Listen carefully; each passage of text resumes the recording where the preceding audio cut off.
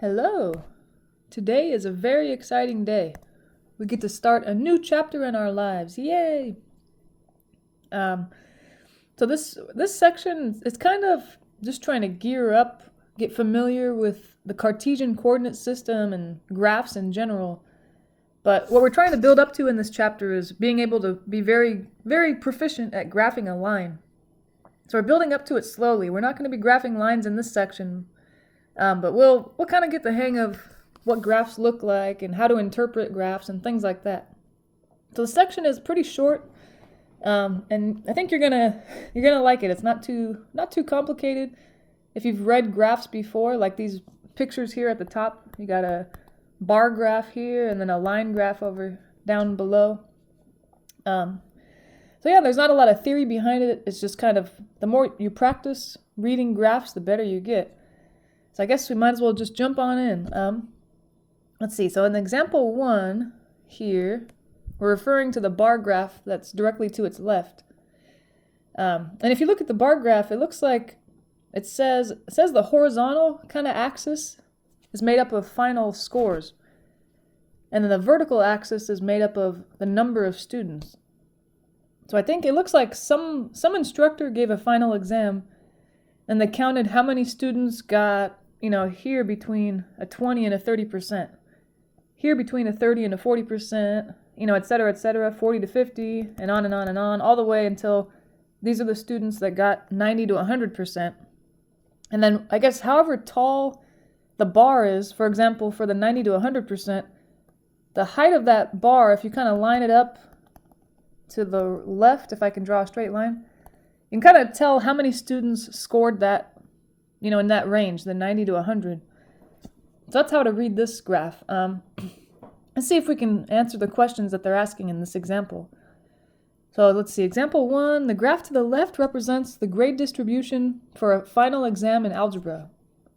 Each bar represents the number of students who scored, the red portion on the very left side from 20 to 30%, and the orange one is 20 to 29. The orange one is from 30 to 39. The yellow is from 40 to 49. And then on until you get to the very right one, the dark green. That's from 90 to 100%. So we're going to try to see if we can read that graph or look at it and see if we can answer these questions here. Okay, part A says, how many students scored between 90 and 100? Well, actually, that was what we were kind of talking about, that very rightmost bar, the dark green one. If I look at the height of it and I try to line it up on the vertical axis over here on the left, looks like it falls right in between the 4 and the 6. So here's the 6 and here's the 4. So I just think, well, what's the number right in between 6 and 4? 5. So that's how I would read that graph. It must be that 5 students scored between 90 and 100%. All right, that wasn't too bad. How about part B now? Part B, they're asking for which score ranges did at least 6 students achieve that range? Okay, that's phrased kind of funny, but this one's a little different because in part A, they were kind of directing us to look at the scores on the bottom. So I said, here, look at this one certain bar and see how tall it is. But now we're kind of doing the opposite. Let me see, I'm going to erase all these marks that I made. Sorry, that might confuse me. But let's see. I guess they're looking for how many of these bars are at least as high as the 6 on the vertical axis, because this means 6 students scored that many, or in that range. So all I really need to do is find 6 on this vertical axis and try to see how many of these bars at least reach this height or get taller than it. So it looks like the 60 to 69%. This is me just kind of doing some scratch work here. Everybody within the 60 to 69% range, they were at least at a level of 6. And it's actually exactly at 6. So there were 6 students in that range. And then even the bar directly to its right, that kind of bluish purple color, it looks like the people in there, the 70 to 79%, they had at least 6 students in that bar. But I think in this problem they want exactly how many. So I'm going to see, where does it look like that purplish blue bar lines up on the left side? Well, it looks like directly in between 10 and 8. So I'm going to think it's going to be 9 students, because I don't think you can have a fraction or a decimal number of students. I'm imagining. And there's only one more bar in this graph that is at least as tall as a level of 6, if not higher. It's this kind of brighter green one, the second from the right. So those are the people that were in the 80 to 89% range. And I have to see how tall is that bar, and where does it seem like it lines up? Looks like it's halfway between 12 and, let's see, they don't label it, but I'm guessing it's going to be 14 at the very top here, because it looks like you're jumping 2 students for every line on this graph. So that light green bar kind of lines up right in between 12 and 14. So I'm going to assume that's 13 students. All right, so there's 6 students in one range, 9 students in the other, 13 in the other. But I think they want the total here. So I'm going to add all these students together. 6 plus 9, that's 15, plus 13 is 28. So there must be 28 students that I'm looking for here. All right, that sounds good.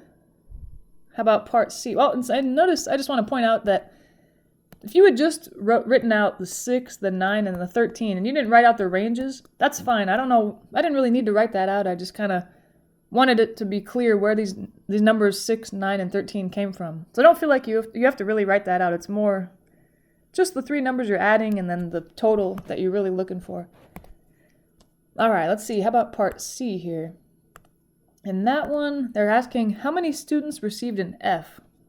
And then just for clarity, because I know I guess some schools are different, but usually an F is between 0 and 59%. So let me see. I'm going to kind of erase all this stuff that I made it messy looking with. So where are the people that scored that score? From 0 to 59, okay, this horizontal axis is talking about your scores. And 0's on the very left. 59 would end right where this gray bar ends. So I guess in this one we're looking for how many students are within this range. How many people are in the red bar, how many people are in the orange bar, how many people are in the yellow bar, and then how many people are in that gray bar. Because those are all below 59%. So this one I don't really think I have to label it, I'm just going to see. For the red bar, how many people are in that range? Well, the height of that red bar kind of lines up right in between 0 and 2 on the vertical axis, which means there must be only 1 student in that range. And let's see, how about that orange bar?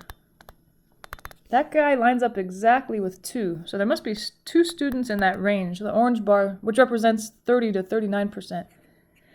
And then we also have the yellow bar. Let's see where that guy lines up.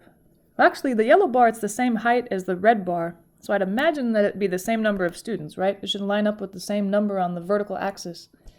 So that one should only have a 1. Okay, and then our very last bar that we're looking at, that's still within the F range, is the gray one. And it looks like that bar is actually the same height as the orange one, which meant that it had 2 students in it. So you have 1 plus 2 plus 1 plus 2, that's 6 students total that failed. Guess that's kind of sad, but not too bad. In an algebra class, usually a lot of people fail, so I'd say that's a success right there. Yeah, so hopefully that all makes sense.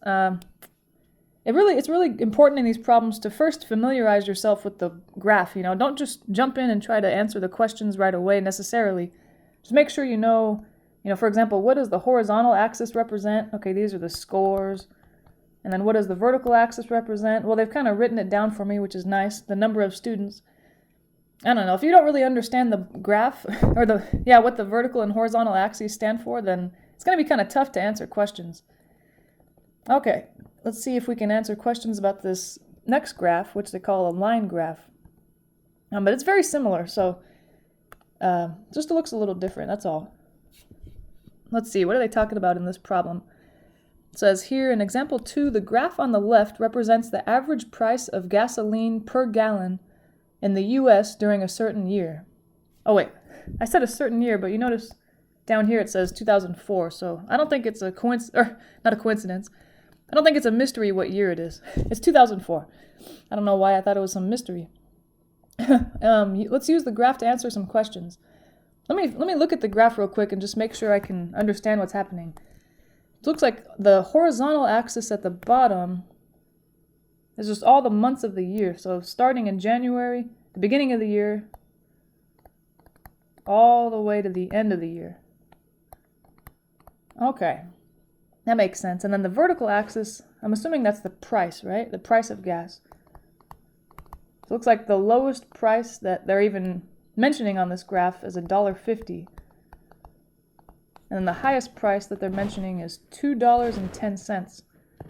So, notice they didn't have that extra zero. Like, I'm adding an extra zero past the 1 and the decimal, just because these values, they don't look like dollar amounts, 2.1, what is that? If I put a zero, though, then I can tell, oh, that's $2.10.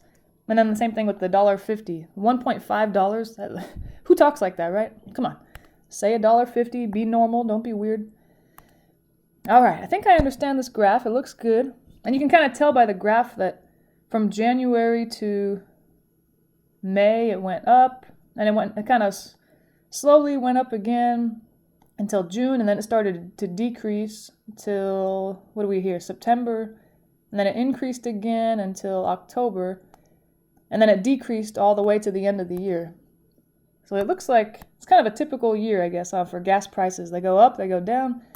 Not too often, but anyway. So let's see if we can answer these questions. Let's see, the first one, part A. During which month did the price of gas reach $1.90? All right, so $1.90, that's the price. So I'm going to try to look over there at the vertical axis, because that was the price. And I don't know, I made all these notes, and then it's confusing me, so I better erase them. It's kind of getting in the way. So $1.90, I'm going to see where that seems like it would land on this vertical axis. Well, I guess if this is $1.86 and this is $1.80 or 98, what's right in the middle of those guys? $1.92, I guess. So I'm imagining this is probably about the place. Let's see, that's $1.90 or so. And I think these ones you can't really tell exactly, but you're just going to try to estimate, see what you think. I'm just going to try to see where does it seem like that lines up on this graph. I guess it looks like, okay, right at this spot, and I have to now I'm going to trace it back to the horizontal axis to see what month did that correspond to. Well, it's right in between April and May. So which month would that be, April or May?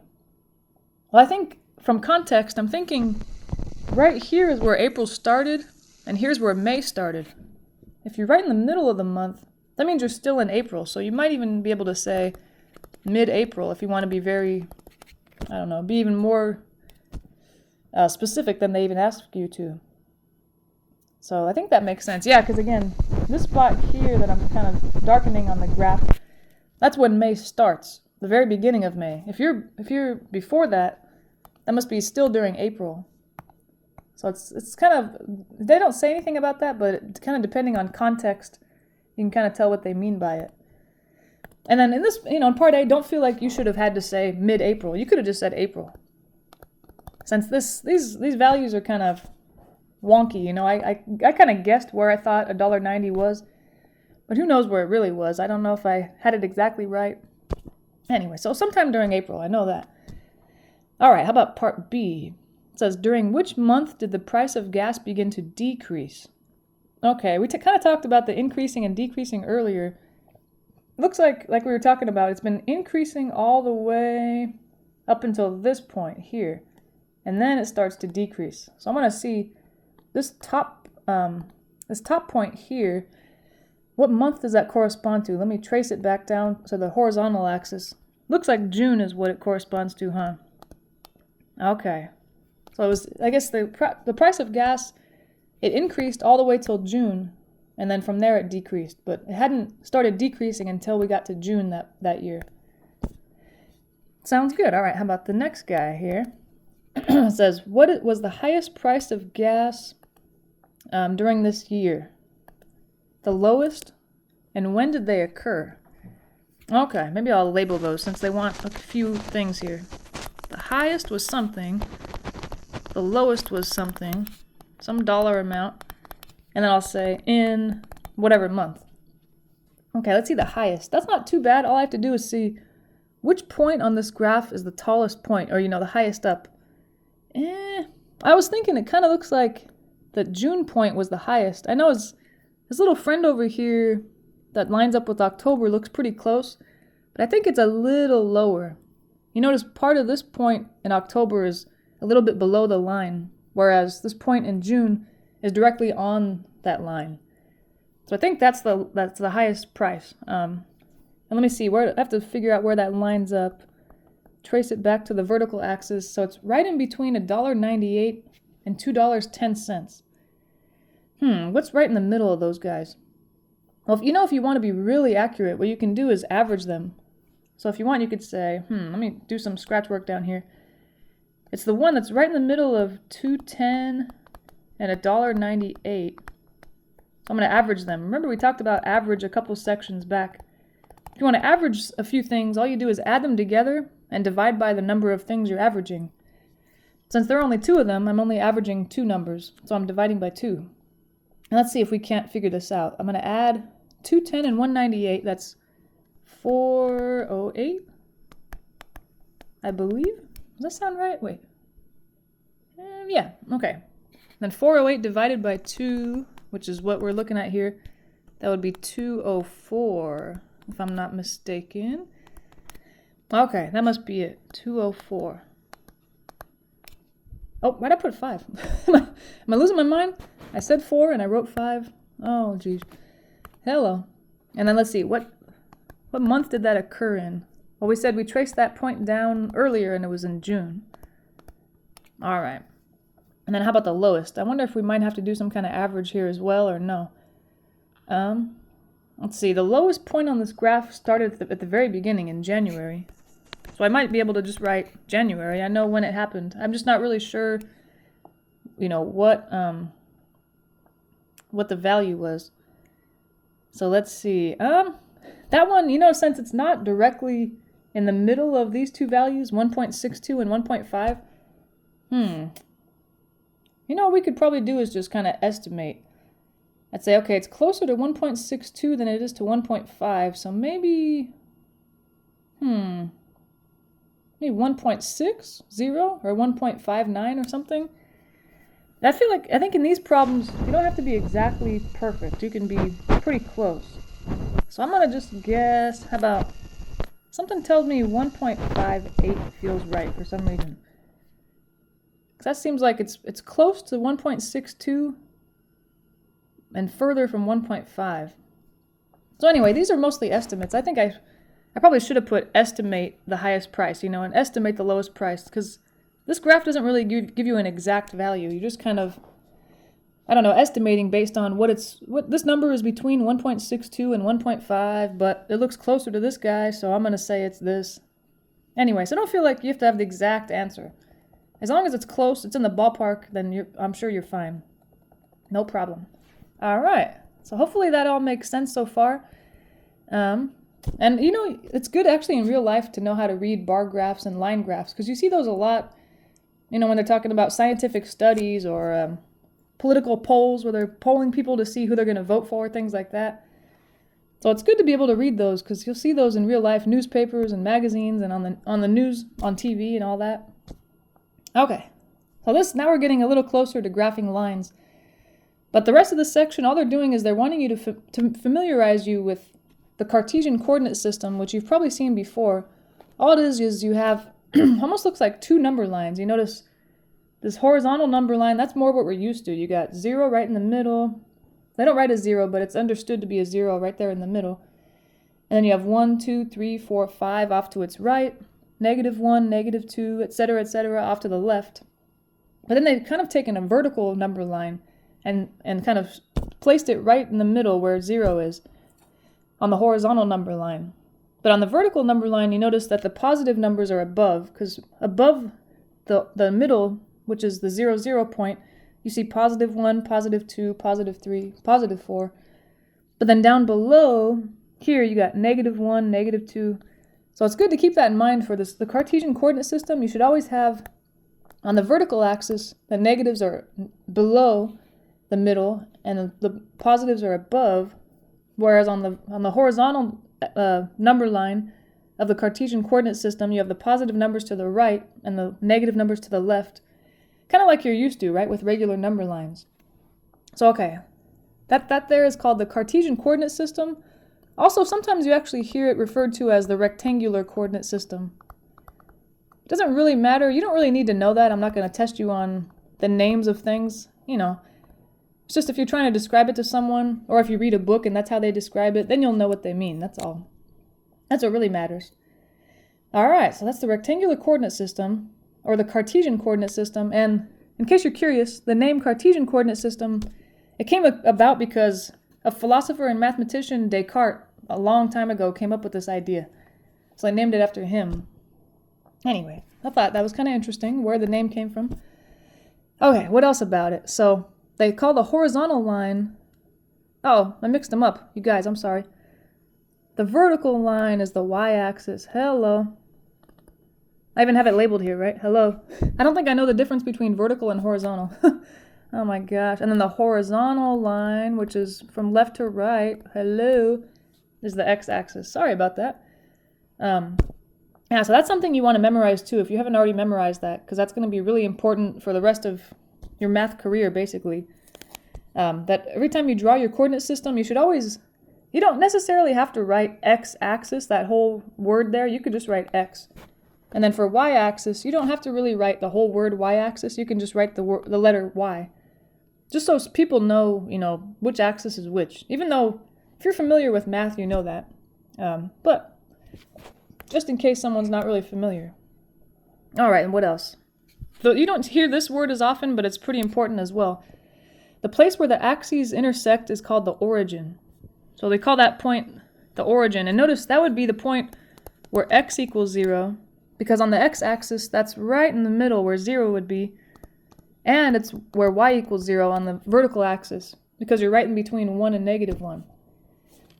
So you'll probably hear that point being referred to as the origin a lot. And just so you know, when the book or someone else says the origin, they mean this point right here in the middle where they intersect. Okay, let's see, what else here? An ordered pair. An ordered pair, or point, it's a pair of numbers a comma b. But in actual specific examples, like we'll see in this bottom here, this bottom example, a and b will be actual numbers. But it really matters, they called it an ordered pair, because the order you put the numbers in matters. So if I were to say 7, 4 or something, for example, that means the x value is 7 and the y value is 4. And that's different than if I were to switch those two numbers around, 4, 7. Now that's completely different because that means x is 4 and y is 7. Those, when we plot them, those will be two completely different points.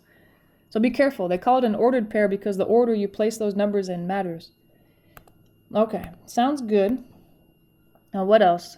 If you've never seen this before, what I would do is think of an ordered pair like longitude and latitude. You've probably heard that I don't know if you've ever been in the Navy or you knew someone that was, or you've even watched a movie about the Navy or anything like that. So if you're trying to specify a place to go to someone that's out on the water, right, you say longitude is some number, latitude is some number. And that specifies, okay, how far do I go north and south to get there? How far do I go east and west to get there? And that'll tell you exactly where this place is that they want you to go. So that's how I would think of ordered pairs, is it's telling you how far, the x value is how far left and right, and then the y value is how far up and down. So, sounds good. Okay. And then the last part that I'm going to mention is, this part's not really that important, I would say, for this class anyway. But especially if you're a STEM major, science, technology, engineering, math, this is going to come back in the future. So it's good to have seen it, but just bear with me. If you're not a STEM major, then you're probably not going to care too much because you won't see it very often. But there may be a few homework problems about it, just in case. So let's see. What I'm talking about is this area here. It says to label the quadrants. So I guess quadrant, when you think about the word quadrant, the root word is quad, which usually means 4. So we think of the Cartesian coordinate system here as it was one piece, now it's broken into 4 pieces because the x-axis and the y-axis cut this thing into 4. So what we do is we start on the top right corner here, and we call that quadrant 1. And then from there, what we're going to do is go counterclockwise and start counting quadrants from there. If that's quadrant 1, counterclockwise from that would be over here. That's quadrant 2. And it doesn't really matter, but we usually use Roman numerals instead of actual numbers, you know, the numbers we're used to. That's quadrant 2. Then if we keep continuing on counterclockwise, the next one would be down here. That's quadrant 3. And the last quadrant down here would be quadrant 4.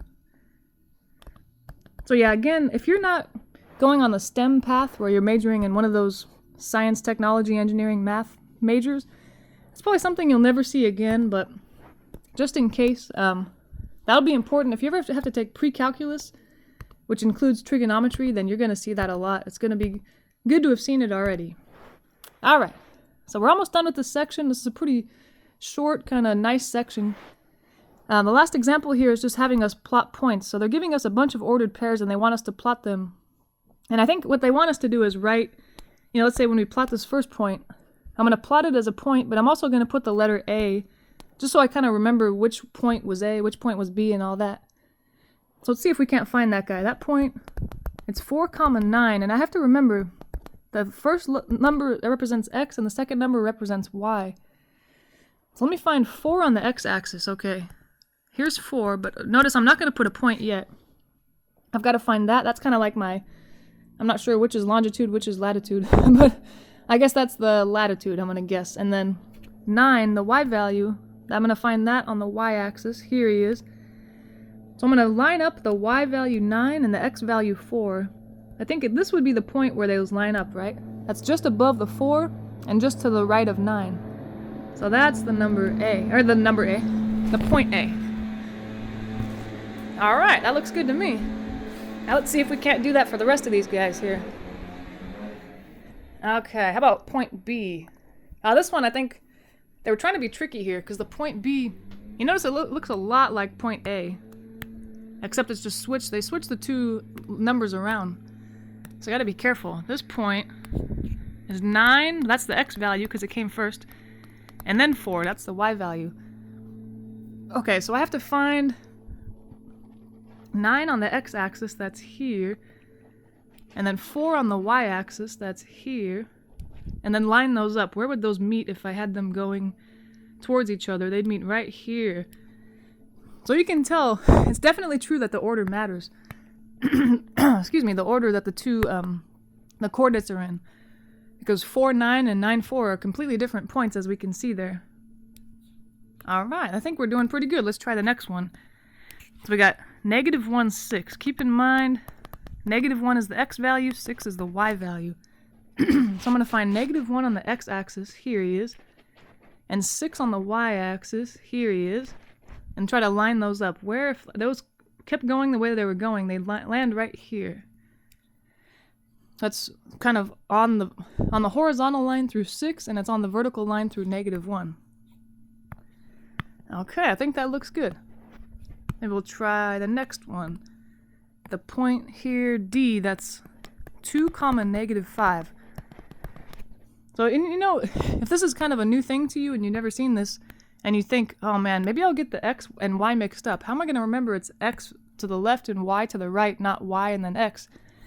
It's easy to remember because just think that they're in alphabetical order. You know, the first number is, okay, X or Y, which one comes first in the alphabet? X. And the second one is, which one comes second in the alphabet? So that's just a thought. You might have already known that, but just hopefully it helps. So this point 2, -5. I have to find 2 on the X-axis, -5 on the Y-axis. Here he is. Where would those line up? Right about here. I think that's where we would want to go. Okay, we're doing good. We're halfway done with this problem here. How about let's say number E. Letter E here.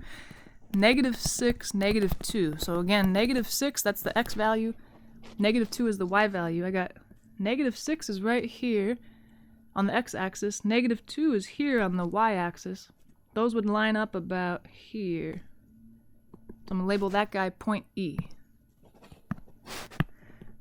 Okay, how about the point F? 0, 3, okay. I think for some reason it seems like when one or both of the coordinates are 0. That's kind of confusing for some reason. I don't know. Maybe it's just me. But okay, this means the x-coordinate is 0 and the y-coordinate is 3. So how about when I look for the x-coordinate, I'm thinking, okay, 0, where's that?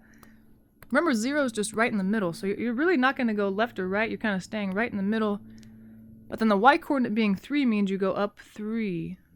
So it'd be right here, because the x-coordinate being 0 means you don't have to go left or right at all. And the y-coordinate being 3 means you must go up 3. So I think that looks good. And I think the next one's going to be sort of similar. Excuse me. It's -7, 0. So I'll have the x for, -7 is the x value, 0 is the y value. So let me see, for x is -7, that's here on kind of the left side of the coordinate system. The fact that y is 0 means I don't need to go up or down at all. All I did was go left to the -7. And there's no need to go up or down at all because the y value is 0. So I'm just going to place a point right there. That'll be point G. I think that looks good. So that's kind of good to keep in mind that if one of your coordinates is 0, like these points F and G, you're going to be on top of one of the axes. So notice that the point F was right on top of the y-axis, and the point G was right on top of the x-axis. Okay, last one. H is 0, 0. Hey, they can't disguise that. I know who that guy is. That's the origin.